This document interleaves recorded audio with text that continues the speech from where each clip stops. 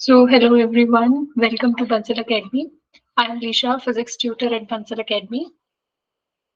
आज के हम लेक्चर में टीजीटी नॉन मेडिकल के प्रीवियस ईयर पेपर को सॉल्व करेंगे. ठीक है, और प्रीवियस ईयर में भी 1991 का जो पेपर है हम लोग सॉल्व करेंगे. जितने भी फिजिक्स के क्वेश्चंस आए थे उस पेपर में we are going to solve that. ये पेपर में कुछ क्वेश्चन न्यूमेरिकल और ज्यादा पोर्शन थ्योरेटिकल का था. ठीक है, तो हमें अपने थ्योरेटिकल पोर्शन को बहुत क्लियर करके रखना है. हर एक पॉइंट का एक क्वेश्चन बन सकता है, बट पेपर इतना डिफिकल्ट नहीं था. ठीक है, तो let us start with the first question. तो हमारा फर्स्ट क्वेश्चन क्या है? A pilot while pulling out a drive of radius 400 meter experiences 6g. ये 6g है. अब g क्या होता है? एक्सेलरेशन ड्यू टू ग्रेविटी से रिलेटेड होता है ना. What is its velocity? देखो, अगर रेडियस गिवन है, इट मींस जो पायलट ऐसे सर्कुलर पाथ में ऐसे रोटेट कर रहा है, मूव कर रहा है. ठीक है, जिसका रेडियस हमें गिवन है कितना? 400 मीटर. और इसकी एक्सेलरेशन हमें गिवन है कितनी? 6g गिवन है. उसकी वेलोसिटी निकालनी है. अब मुझे पता है अगर मेरा पार्टिकल सर्कुलर पाथ में घूम रहा है ना, तो उसके पास जो एक्सेलरेशन होगी वो कौन सी एक्सेलरेशन होगी? Centripetal acceleration. और सेंट्रीपिटल एक्सेलरेशन का फॉर्मूला कैसे दिया जाता है? mv² से दिया जाता है. ठीक है, तो सिंपल डायरेक्ट फॉर्मूला लगेगा. Sorry, v²/r. m तो फोर्स हो जाएगा ना, तो ए सेंट्रीपिटल क्या होता है? v²/r. अब सेंट्रीपिटल एक्सेलरेशन है 6g. v² मुझे निकालना है और r मुझे 400 मीटर गिवन है. तो यहाँ से क्रॉस मल्टीप्लाई करेंगे and we will get the value of 6 into 9.8 into 400. ठीक है, तो जब आप इसे सॉल्व करोगे, अंडर रूट लोगे इसका, जो भी लिखा हुआ है, तो ये आंसर 153.2 समथिंग आएगा. तो नियर अबाउट अगर हम आंसर देखें तो ये हमारा बी है. तो डायरेक्ट क्वेश्चन, डायरेक्ट फॉर्मूला लगना था एंड आंसर आ जाएगा. Okay, next question. A 4 kg bus is swung in a vertical circle at the end of a chord 1 meter long. What is the maximum speed at which it can swing in a chord can sustain maximum tension of this? देखो, vertical circle में motion है. ठीक है, एक 4 kilogram की कोई body है जिसका मोशन हम वर्टिकल सर्कल में करवा रहे हैं, जिसका आपको बताना है मैक्सिमम स्पीड वो कितनी गेन कर सकता है, हमें निकालना है. ठीक है, तो ताकि मैक्सिमम टेंशन वो सस्टेन कर पाए. अब अगर मान लो वर्टिकल सर्कल में वो मूव कर रहा है, तो यहाँ पे देखो, यहाँ पे उसके ऊपर अगर यहाँ पे कोई थ्रेड है जिसके साथ मैंने एक 4 kg का मास हैंग किया हुआ है और वो ऐसे सर्कुलर पाथ में रोटेट कर रहा है, तो इसके ऊपर टेंशन लग रही है ऊपर T. ओके, इसका वेट नीचे लग रहा है mg. अब क्योंकि जो बॉडी है वो सर्कुलर पाथ में मूव कर रही है, और सर्कुलर पाथ में अगर बॉडी मूव करती है तो उसके ऊपर कौन सा फोर्स लगता है? सेंट्रीपिटल फोर्स लगता है. तो एक फोर्स ये है, टेंशन का फोर्स ऊपर की डायरेक्शन में, और centripetal force also is acted towards the centre, वो सेंटर की तरफ लगता है. ठीक है, और वेट नीचे लग रहा है. तो नेट फोर्स सेंटर की तरफ है. नेट फोर्स सेंटर की तरफ है ना, तभी तो वो सर्कुलर पाथ में घूम पा रही है. तो यहाँ पे हम जो एफ सी लिखेंगे वो क्या लिखेंगे? टी माइनस एम जी, क्योंकि नेट फोर्स ऊपर की डायरेक्शन में है. ठीक है, अगर बॉडी नीचे गिर जाती तो हम एम जी माइनस टी लिखते, क्योंकि नेट फोर्स भी डाउनवर्ड डायरेक्शन में हो जाता. राइट. तो अब यहाँ पे सेंट्रीपिटल फोर्स का फॉर्मूला होता है mv²/r is equal to T minus M into G. ये भी मुझे कैलकुलेट करना है. तो बस अब क्या करना है, यहाँ से v² is equal to T minus m g into r by m. t की वैल्यू है 183.2 माइनस m कितना है? 4 kg. g अभी 10 ले लो, 9.8 ले लो, कैलकुलेट ही करना है. रेडियस है 1 मीटर लॉन्ग, मास फिर से 4 kg.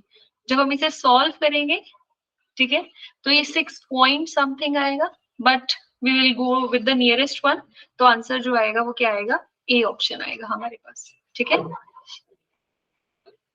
इसके बाद if the coefficient of friction between road and tires is 0.5. अगर हमारे पास एक टायर है, मूव कर रहा है एक रोड के ऊपर, ठीक है, जो कोएफिशिएंट ऑफ फ्रिक्शन है वो कितना है? 0.5 है. What is the smallest radius at which a car can turn on an unbanked road with a speed of 14? ठीक है, एक रोड होती है बैंक्ड रोड. बैंकिंग करते हैं ना, बैंकिंग क्यों करते हैं? ताकि हम अपनी स्पीड को बढ़ा सकें। अगर मान लो मुझे सर्कुलर पाथ पे बहुत स्पीड से अपनी कार को चलाना है तो मेरे को बैंकिंग करनी पड़ेगी अगर मैं स्पीड बढ़ाना चाहती हूँ। स्पीड बढ़ाने के दो ही तरीके हैं, या तो आप फ्रिक्शन को बढ़ा दो या फिर आप बैंकिंग को बढ़ा दो। लेकिन अगर आप फ्रिक्शन को बहुत ज्यादा बढ़ा दोगे तो आपका वियर एंड टियर आपके टायर का वो बहुत ज्यादा इंक्रीज हो जाएगा, और वो चीज फिर तो हमारा टायर हर दूसरे दिन खराब हो जाएगा। तो हम फ्रिक्शन को बहुत ज्यादा इंक्रीज नहीं कर सकते। तो दूसरी बात होती है हम बैंकिंग कर दे रोड की। हम क्या कर दे, रोड की बैंकिंग कर दे, उसको किसी एंगल पे क्या कर दे, इंक्लाइन कर दे। तो उसने बोला अनबैंक रोड, हम बैंक नहीं कर रहे हैं, हम स्पीड को बढ़ा रहे हैं, फ्रिक्शन बढ़ाया हुआ है। ठीक है, फ्रिक्शन म्यू कितना गिवन है तुम्हें, 0.5। Velocity is given to us is 14। हम मीटर पर सेकंड ही अज्यूम करेंगे, यहाँ पे नहीं गिवन तो ऐसा यूनिट ही लेके चलेंगे। ठीक है, if the coefficient of friction हमें गिवन है, स्पीड गिवन है, हमें निकालना है कि कितना क्या होगा, रेडियस होगा। ठीक है, so you know that v is equals to under root mu r g. Maximum speed जिसके साथ आप मूव कर सकते हो ना फ्रिक्शन वाली रोड पे, वो कितना होता है, under root mu r g. तो v की वैल्यू 14, अंडर रूट म्यू कितना है 0.5, आर हमें कैलकुलेट करना है, जी हम 10 ले लेते हैं, या 9.8 लेना, 9.8 ले लो, मतलब जब आप कैलकुलेट करोगे तो स्क्वायरिंग कर दोगे दोनों साइड स्क्वायरिंग करोगे तो सॉल्व करने पे आर कितना आ जाएगा हमारा 40 मीटर। तो D option is correct. Okay, next question. A block is placed at 0.25 meter from the center of a horizontal rotating table. एक horizontal rotating table है, उससे 0.25 मीटर दूर एक ब्लॉक रखा गया है। ठीक है, सेंटर से उसकी what is the greatest angular speed, उसकी एंगुलर स्पीड कितनी हो सकती है ताकि ये जो हमारा बॉक्स है ये स्लाइड ना करे फ्रिक्शन की वजह से। ठीक है, और coefficient of friction is given to us is 0.2, हमें 0.2 गिवन है, हमें ओमेगा निकालना। अब मुझे ये बात पता लग रही है, देखो अगर मेरा बॉक्स स्लाइड नहीं कर रहा है, अगर मेरा बॉक्स स्लाइड नहीं कर रहा है तो जो बॉक्स है वो इक्विलिब्रियम में है ना। इक्विलिब्रियम का मतलब क्या है कि net force is zero, simple है ना। इक्विलिब्रियम का मतलब नेट फोर्स जीरो, क्योंकि इसका मतलब क्या है कि जो सेंट्रीपिटल फोर्स होगा या जो सेंट्रीफ्यूगल फोर्स होगा वो सेंट्रीपिटल फोर्स के क्या होगा, इक्वल होगा, है ना। अब सेंट्रीपिटल फोर्स किसकी वजह से मिलता है, फ्रिक्शनल फोर्स की वजह से मिलता है। तो frictional force will be equal to centrifugal force, है ना, एफ सेंट्रीफ्यूगल। अब सेंट्रीफ्यूगल फोर्स का formula equal to that of centripetal force होता है mv स्क्वायर अपॉन आर, और फ्रिक्शनल फोर्स का फॉर्मूला म्यू इंटू आर, है ना। और म्यू इंटू आर, जो आर होता है नॉर्मल रिएक्शन होता है, वो किसको बैलेंस आउट करता है, वेट को। आर की जगह mg लिखा जा सकता है, तो m v square upon r, m से एम कैंसिल हो जाएगा, यहाँ से मुझे v निकालना है। तो अगेन हम निकाल सकते हैं बड़ी आसानी से यहाँ से, है ना। एक्चुअली मुझे v नहीं, मुझे ओमेगा निकालना है। तो you know that v is equal to r omega, तो आप ये वैल्यू यहाँ सब्स्टिट्यूट कर सकते हो, mu g is equal to r square omega square by r will cancel r, so mu g will be equal to r omega square. Mu g by r का under root किसके equal आ जाएगा, omega के। यहाँ values put कर दो आप लोग, म्यू की वैल्यू 0.2, जी की वैल्यू 10 पुट कर दो, रेडियस आपको पता है 0.25 है, सब्स्टिट्यूट कर दो सारी वैल्यूज। और जब आप सब्स्टिट्यूट करोगे, कैलकुलेट करोगे, तो जो आपका आंसर आएगा वो किसके इक्वल आएगा, 2.8 के। ठीक है, आई थिंक सबको क्लियर होगा कि यहाँ पे हमने सेंट्रीपिटल फोर्स को किसके इक्वल रखा है, सेंट्रीफ्यूगल फोर्स के, तभी वो जो सिस्टम है वो इक्विलिब्रियम में आएगा। सेंट्रीपिटल फोर्स कौन प्रोवाइड कर रहा है, फ्रिक्शनल फोर्स प्रोवाइड करता है ना। ओके, अब हमारे कुछ थ्योरी वाले क्वेश्चंस हैं। The internal energy of an ideal gas depends upon, जो इंटरनल एनर्जी है आइडियल गैस की वो किस चीज पे डिपेंड करती है। देखो इंटरनल एनर्जी की डेफिनेशन में ही हमेशा यही आता है, वैसे अगर हम ऑप्शन देखें, pressure, volume, temperature, size of molecule, तो इंटरनल एनर्जी वो एनर्जी होती है which is the function of temperature only, जो सिस्टम के सिर्फ टेम्परेचर पे डिपेंड करता है, या फिर it is a state function. पहली बात, इंटरनल एनर्जी स्टेट फंक्शन है, मतलब इनिशियल और फाइनल पोजीशन पे डिपेंड करती है, फाइनल पोजीशन के टेम्प। और दूसरी बात, it is a function of temperature. ठीक है, कुछ भी चेंज हो जाए इंटरनल एनर्जी चेंज नहीं होगी, लेकिन टेम्परेचर के चेंज होते ही इंटरनल एनर्जी चेंज हो जाती है। तो इसका आंसर बिल्कुल सिंपल है, सीधा है, temperature. Next, the heat given to an ideal gas एक सेकेंड रुको।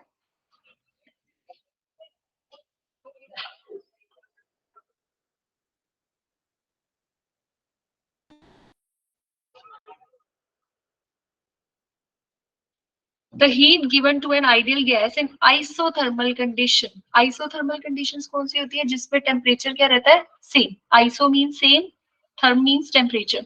तो आइसोथर्मल कंडीशन में क्या होता है? हीट कहाँ जाएगी? टेम्परेचर को रेज करेगी, एक्सटर्नल वर्क डन करेगी in raising temperature and doing some external work या in increasing its internal energy. पहली बात, अगर टेम्परेचर सेम है तो इंटरनल एनर्जी तो बढ़ ही नहीं सकती, क्योंकि internal energy is a function of temperature only. अगर टेम्परेचर सेम है तो इंटरनल एनर्जी सेम रहेगी. ठीक है. और अगर आइसोथर्मल कंडीशन है तो टेम्परेचर भी रेस नहीं होगा. तो ए और डी ऑप्शन तो बिल्कुल ही गलत हो गए. बाद आता है इन डूइंग सम वर्क या in raising temperature and doing some external work. तो टेम्परेचर तो रेज होगा ही नहीं, तो इसका मतलब कहाँ जाएगी? सिर्फ डूइंग सम एक्सटर्नल वर्क. ठीक है. और वैसे भी हम हमेशा पढ़ते हैं कि अगर मान लो हमारे पास एक बीकर है और यहाँ पे एक पिस्टन है, फ्रिक्शनलेस पिस्टन, और इसके अंदर ऐसे गैस भरी हुई है, तो अगर आप यहाँ से हीट दे रहे हो सिस्टम को, तो वो जो हीट है वो दो जगह यूज होती है. इधर to increase its internal energy, ठीक है, या फिर दूसरा होता है to do to lift up the piston and do some work. ठीक है, और कुछ काम करे. तो ऑब्वियसली अगर आइसोथर्मल है तो टेम्परेचर चेंज नहीं होगा. टेम्परेचर चेंज नहीं होगा तो उसकी इंटरनल एनर्जी चेंज नहीं होगी. तो दूसरा काम क्या होगा? पिस्टन को काम करने का. ठीक है. तो in doing some external work. Next, the first law of thermodynamics is connected with the conservation of, I think this is the most simplest question, क्योंकि फर्स्ट लॉ ऑफ थर्मोडायनेमिक्स की जो डेफिनेशन होती है वो किसके जैसी होती है? Law of conservation of energy जैसी होती है. That energy can neither be created nor be destroyed but can be converted from one form to another. तो इसका मतलब ये किस कंजर्वेशन प्रिंसिपल के साथ एसोसिएटेड है? एनर्जी के साथ एसोसिएटेड है ना. Next, first law of thermodynamics is a special case of Newton's law of conservation of energy, Charles' law of heat exchange. Again, that is very clear. Law of conservation of energy. अभी हमने discuss भी किया है ये. Next, complete conversion of given quantity of heat into useful mechanical work occurs often, seldom, never, depends upon the device. कह रहे सारी की सारी हीट को आप वर्क में कन्वर्ट कर सकते हो, कभी कभी कर सकते हो, मोस्टली हो जाता है, या कभी भी नहीं. ये डिपेंड करता है डिवाइस के ऊपर. ऑलवेज रिमेम्बर, कभी भी सारी की ही सारी हीट मैकेनिकल वर्क में कन्वर्ट नहीं हो सकती. कुछ ना कुछ लॉस जो होता है वो होता ही है, क्योंकि वो फ्रिक्शन के अगेंस्ट हो सकता है, वो किसी भी चीज के अगेंस्ट हो सकता है, क्योंकि वैसे भी फ्रिक्शनलेस सरफेस तो एग्जिस्ट करता ही नहीं. तो कभी कुछ ना कुछ हीट तो हमेशा उस फॉर्म में लूज होगी ही होगी. ठीक है. तो it never can be converted to complete mechanical work. Next, the physics underlying the operation of refrigerator mostly resembles the physics underlying heat engine, melting of ice, freezing of water, vaporization of water. जो हमारा refrigerator है उसका principal किसको resemble करता है? अभी देखो, जो हीट इंजन होता है उसमें क्या करते हैं? तीन चीजें होती हैं. सोर्स होता है, वर्किंग सब्सटेंस होता है, फिर सिंक होता है. सोर्स से हीट ली जाती है. ठीक है. वर्किंग सब्सटेंस क्या करता है? उस हीट को यूजफुल वर्क में कन्वर्ट कर देता है, और फिर कुछ हीट सिस्टम को रिजेक्ट कर देता है. ऐसे ही होता है. और रेफ्रिजरेटर में उल्टा काम होता है. सिंक से हीट ली जाती है, ठंडे से हीट ली जाती है, कंप्रेसर उस पर काम करेगा, और फिर बाकी हीट सोर्स को दे दी जाती है ना. उल्टा काम करता है. तो किसके जैसा जैसा प्रिंसिपल है? ऑब्वियसली हीट इंजन जैसा. चाहे heat engine in backward direction you can see, है ना. चाहे उल्टा काम है, सिंक से हीट लेगा, वर्किंग सब्सटेंस उस पर काम करेगा, सोर्स को रिजेक्ट होगी. ओके. अगला क्वेश्चन वही आ गया. देखो, अ रेफ्रिजरेटर क्या है? एक हीट इंजन है. एन इलेक्ट्रॉनिक मोटर है. Heat engine working in backward air cooling. Obviously, I told you it is heat engine working in backward direction. A thermos bottle contain coffee. एक thermos की bottle है, उसके अंदर coffee रखी हुई है. ठीक है, गर्म कॉफी रखी हुई है. अब थर्मोस बॉटल को विग्रेसली शेक किया गया, बड़ी तेजी से हिलाया गया. ठीक है. Consider coffee as a system. Does its temperature, उसके टेम्परेचर को क्या होगा? राइज करेगा, फॉल करेगा, सेम रहेगा, या फॉल ज्यादा गिर जाएगा? देखो, अब आपको यहाँ पे एक कॉन्सेप्ट क्लियर होना चाहिए एडियाबेटिक का. ठीक है. एडियाबेटिक सिस्टम का कॉन्सेप्ट क्लियर होना चाहिए। जो थर्मस की वॉल्स होती हैं वो एडियाबेटिक इन नेचर होती है, मतलब वहां पे हीट एक्सचेंज नहीं होता, ना हीट अंदर आएगी ना हीट बाहर जाएगी। जब आप कॉफी को बड़ी तेजी से शेक करोगे तो क्या होगा, पार्टिकल्स को एनर्जी मिलेगी। ठीक है, पार्टिकल्स को अगर एनर्जी मिलेगी तो अब वो एनर्जी बाहर नहीं जा सकती, नहीं जा सकती, तो ऑब्वियसली फिर वो कहाँ यूज होगी, it will be used in rising its temperature. ठीक है, तो टेम्परेचर राइज हो जाएगा। Okay, next, the internal energy of a gram molecule of an ideal gas depend upon. Internal energy किस चीज पे डिपेंड करती है, pressure alone, volume alone, temperature alone, both pressure and temperature. I told you in earlier questions also, internal energy किसी भी चीज पे नहीं डिपेंड करती एक्सेप्ट उसके टेम्परेचर पे। इंटरनल एनर्जी तभी चेंज होती है जब सिस्टम का टेम्परेचर चेंज होगा, तो ऑब्वियसली आंसर हमारा क्या होगा, सी होगा। Next, at a given temperature the force between molecules of a gas as a function of intermolecular distance। Gas के बीच में जो फोर्सेस हैं इंटरमोलिकुलर डिस्टेंस पे कैसे डिपेंड करते हैं, गैस के जो मॉलिक्यूल्स हैं वो इंटरमोलिकुलर डिस्टेंस पे कैसे डिपेंड करते हैं। अगर आपको यहाँ पे जो फोर्सेस की बात हो रही है ना, याद रखना यहाँ पे बात हो रही है फोर्सेस ऑफ अट्रैक्शन की। जब भी रिपल्शन की बात होगी ना वो स्पेसिफाई करेगा, ये चीज याद रखना, अदरवाइज कंफ्यूजन हो तो फोर्सेस ऑफ अट्रैक्शन लेके चलना क्वेश्चंस में अपना।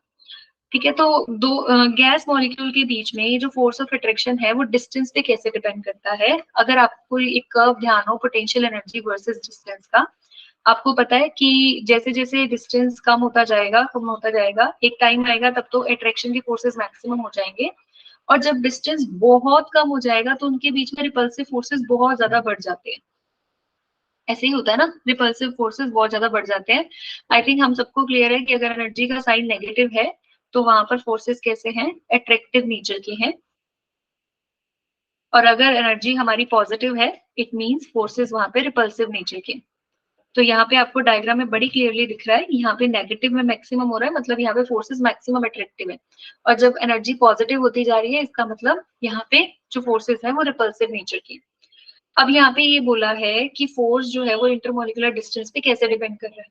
देखो जैसे जैसे इंटरमोलिकुलर डिस्टेंस जो है वो कम होता जाएगा, ठीक है, बहुत कम होता जा रहा है, तो अट्रैक्शन की फोर्सेस क्या होते जा रहे हैं, कम होते जा रहे हैं ना, रिपल्शन की बढ़ते जा रहे हैं ना, पॉजिटिव होती जा रही है एनर्जी बहुत ज्यादा, है ना। तो पहले डिक्रीज करेगा, ठीक है, पहले डिक्रीज करेगा और फिर इंक्रीज कर जाएगा। Okay, next, law of equipartition of energy was postulated by, ये बहुत डायरेक्ट क्वेश्चन है, Maxwell, Planck, Bohr, Boltzmann. Equipartition energy का law was given by Maxwell. A physical process during which there is neither gain or loss of heat in the system is called, जिसमें heat का ना loss हो ना gain हो, उस process को क्या बोलते हैं, एडियाबैटिक बोलते हैं, आइसोथर्मल, थर्मोडायनामिकल या entropy. We have discuss this, इस प्रोसेस को हम एडियाबैटिक बोलते हैं। आइसोथर्मल में टेम्परेचर सेम रहता है, थर्मोडायनामिक के तो बहुत सारे प्रोसेसेस होते हैं जैसे एडियाबैटिक, आइसोथर्मल, आइसोकोरिक, है ना। एंट्रोपी तो आपको पता ही है, डिग्री ऑफ रेंडमनेस बताता है, it is not a process. ठीक है, next, in an adiabatic expansion of gas, heat is gained or lost. Heat is neither gained nor lost. Temperature is constant. Volume is constant. Adiabatic expansion में क्या होता है, अभी बताया था, heat ना gain होगी ना loss होगी, तो B option is correct. Next, in an isothermal process, pressure remains constant, temperature remains constant, volume remains constant, kinetic energy remains constant. Iso means same, therm means temperature. बिल्कुल direct question, B option. Next, this is ideal. An ideal gas is isothermally expanded. Its internal energy will, अगर वो expand हो रही है तो उसकी internal energy क्या होगी, आइसोथर्मली। आइसोथर्मल मतलब टेम्परेचर कांस्टेंट, और अगर टेम्परेचर चेंज नहीं हो रहा, जहाँ चेंज नहीं हो रहा, तो इंटरनल एनर्जी में कोई चेंज नहीं आएगा। डायरेक्ट क्वेश्चन, बस ये चीज देखनी थी, आइसोथर्मल। ठीक है, next, work done in isothermal expansion of gas depend upon temperature, expansion ratio, both temperature and expansion ratio, neither temperature nor expansion ratio. अब आपको पता है work done in isothermal process का फॉर्मूला होता है 2.303 nRT log of V2 by V1. ये V2 by V1 is expansion ratio, T is temperature. तो work done किस पे डिपेंड कर रहा है? टेम्परेचर पे भी डिपेंड कर रहा है और एक्सपेंशन रेशियो पे भी डिपेंड कर रहा है. Next, the work done in adiabatic change in a particular gas depends upon work done in adiabatic process किस पे डिपेंड कर रहा है? चेंज इन वॉल्यूम पे, चेंज इन प्रेशर पे, चेंज इन टेम्परेचर पे, नन. तो work done in adiabatic process का फॉर्मूला क्या होता है? nr divided by gamma minus 1 into T2 minus T1, ऐसा ही कुछ फॉर्मूला होता है. ठीक है, तो वो किस पे डिपेंड करता है? चेंज इन टेम्परेचर पे. Next, if a gas is heated at constant pressure, its isothermal compressibility, compress होना लेकिन at constant temperature. पहले तो प्रेशर कांस्टेंट है. अब आपको पता है PV is equals to nRT होता है. प्रेशर कांस्टेंट है, आइसोथर्मल है तो टेम्परेचर कांस्टेंट है. N और R तो वैसे ही कांस्टेंट होते हैं, तो V क्या हो गया? कांस्टेंट. मतलब वॉल्यूम चेंज नहीं होगा, वॉल्यूम कंप्रेस नहीं होगी. कंप्रेसिबिलिटी मतलब कंप्रेस होना, वॉल्यूम में चेंज नहीं आएगा. तो remains constant, increase linearly with temperature, decrease linearly with temperature, decrease inversely with temperature. तो क्या होगा? वॉल्यूम तो कांस्टेंट ही होगी ना, तो चेंज ही नहीं होगी. A option. ठीक है. अब इसके बाद जो क्वेश्चन है थोड़ा सा कैलकुलेटिव है.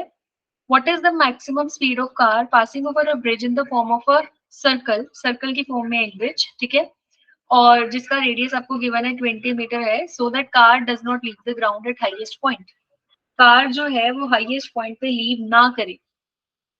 तो हाईएस्ट पॉइंट पे अगर लीव ना करे तो आपको पता है इसका फॉर्मूला होता है v is equal to under root r g. ठीक है, हाईएस्ट पॉइंट के लिए, लोएस्ट पॉइंट के लिए अंडर रूट 5 आर जी होता है. तो आर तुम्हें गिवन है कितना? 20, और जी तो हमें 9.8 लेना है या 10 लेना है, जो भी आप लोगे सॉल्व करोगे. तो ये हमारा आ जाएगा 196 और v आ जाएगा 14 मीटर पर सेकेंड. ठीक है, तो ये हमारे आज के क्वेश्चन थे. ठीक है, daily we will discuss the previous year questions जो भी एचपी टीजीटी नॉन मेडिकल में आए हैं. ठीक है, होपफुली आपको सबको समझ आया होगा.